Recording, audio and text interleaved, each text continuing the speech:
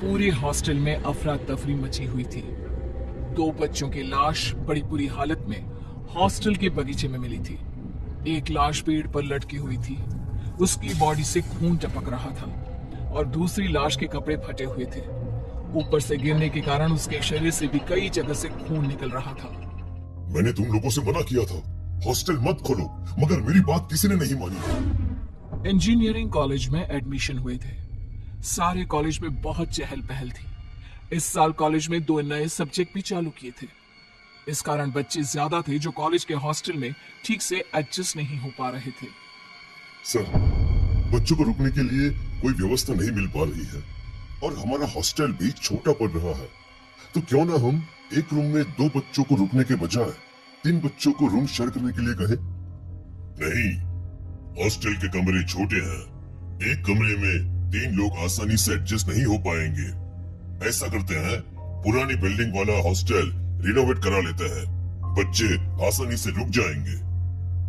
पुरानी बिल्डिंग वाला हॉस्टल? मगर सर वो तो...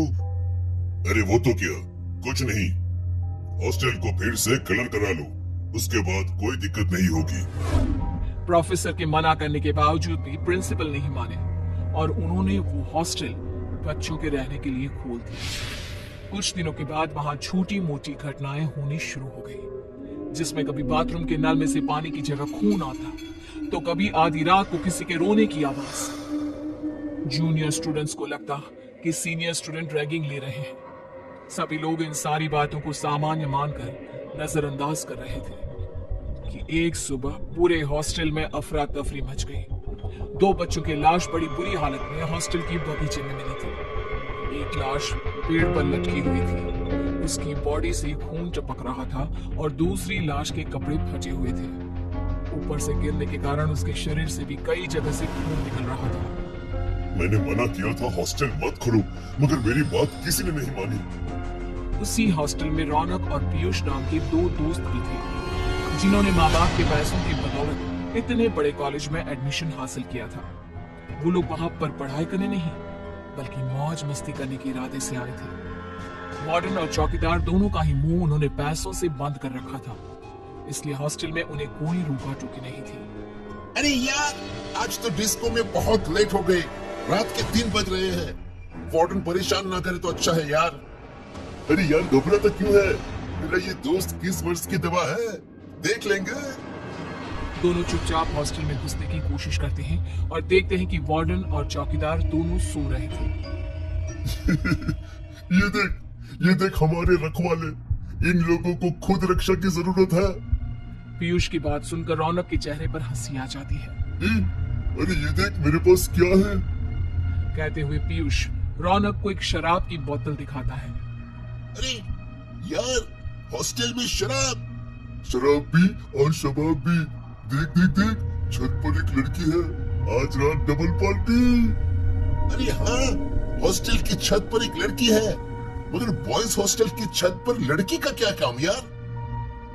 अरे यार, आई होगी अपने किसी दोस्त से मिलने के लिए। चलो चलो, हम भी थोड़ी सी दोस्ती कर लेते हैं। दोस्ती नहीं, रात रंगीन करनी है। बहुत दिन हो गए, कलेजे को ठंडक मिल जाएगी यार। दोनों कॉलेज की छत पर जा रहे थे। उन्हें हाथ में शराब लेकर जाते हुए एक लड़के ने देख लिया था। वो उन्हें रोकने की कोशिश कर रहा था, मगर वो उसे इग्नोर करके चले गए। अगली सुबह हॉस्टल कॉरिडोर में उन दोनों की लाश मिली। वो लड़का जोसेफ, जिसने उन दोनों को ऊपर जाते देखा था, अपने साथ के लड़कों को रात का किस्सा सुना रहा था। हम लोगों को पागल समझा है क्या? तेरी किसी भी बात पर यकीन कर लेंगे। तुम लोग मानो या ना मानो, छत पर कुछ तो है, वरना कुछ दिनों पहले उन 2 लड़कों की छत से गिरकर मौत हुई, उसके बाद आज ये दोनों। अरे तुमने शायद उन दोनों की पोस्टमार्टम रिपोर्ट के बारे में नहीं सुना। दोनों शराब पिए हुए थे, शराब के नशे में छत से गिर गए। मगर जोसेफ नमीत की बात मानने को तैयार नहीं था। मैं तुझे गलत साबित करके ही रहूंगा। आज रात हम लोग छत पर मिलेंगे। अब दूध का दूध और पानी का पानी हो जाएगा। यदि आत्मा भी होगी तो हम सब लोग साथ में रहेंगे, तो वो हमारा कुछ नहीं बिगाड़ पाएगी। रात को 12 बजे के बाद जब सब लोग हॉस्टल में सो गए थे, जोसेफ और नमी अपने 2 दोस्तों के साथ हॉस्टल की छत पर जा रहे थे। सब कुछ शांत था, कहीं भी कोई हलचल नहीं थी। कुछ देर के बाद उन्हें अपने आसपास पायल की आवाज सुनाई देने लगी। छत पर एक अजीब सी बदबू आ रही थी। सब लोग इधर उधर देख रहे थे कि अचानक नमित जोरों से चिल्लाने लगा। सामने एक बहुत ही खूबसूरत लड़की खड़ी थी। अरे उधर देखो, आधी रात में हॉस्टल की छत पर कितनी खूबसूरत लड़की खड़ी है। शायद पायल की आवाज उसी की आ रही थी। चारों लड़के मंत्रमुग्ध होकर उस लड़की की ओर बढ़ने लगे। यार कितनी खूबसूरत है, इससे तो दोस्ती करनी पड़ेगी।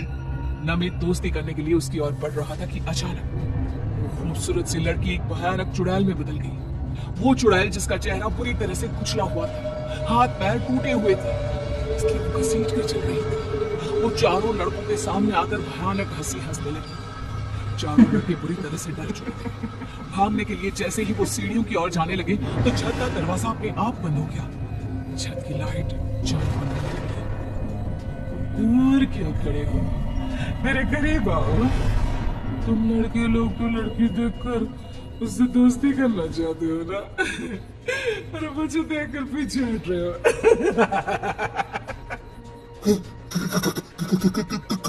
कौन हो तुम? यहाँ क्या कर रही हो? हमें जाने दो, हमें जाने दो। हमने तुम्हारा कुछ नहीं बिगाड़ा, हमें जाने दो।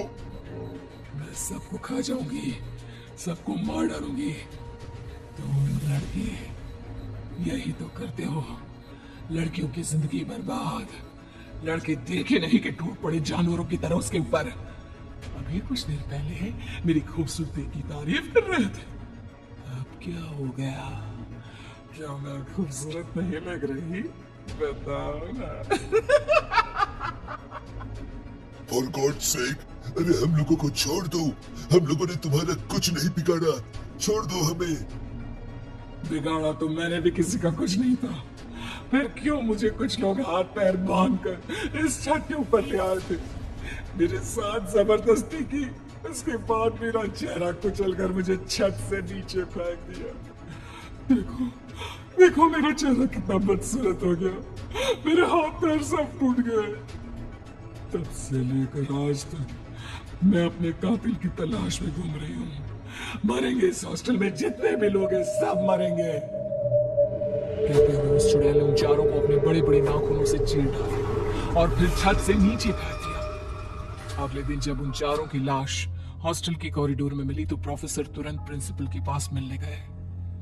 आप लोग ये मानने के लिए तैयार क्यों नहीं है कि पुरानी हॉस्टल में कोई बुरा साया है? अब क्या आप सब बच्चों की जान लेकर यकीन करोगे? नहीं नहीं प्रोफेसर, आपकी बात नहीं मानकर हमने बहुत बड़ी गलती करी, मगर अब वह हॉस्टल हमेशा के लिए बंद हो जाएगा। उन चारों की मौत के बाद कॉलेज अथॉरिटी को यकीन हो गया था कि हो ना हो कॉलेज में किसी बुरे साये का प्रकोप है, और उन्होंने उस हॉस्टल को बंद कर दिया।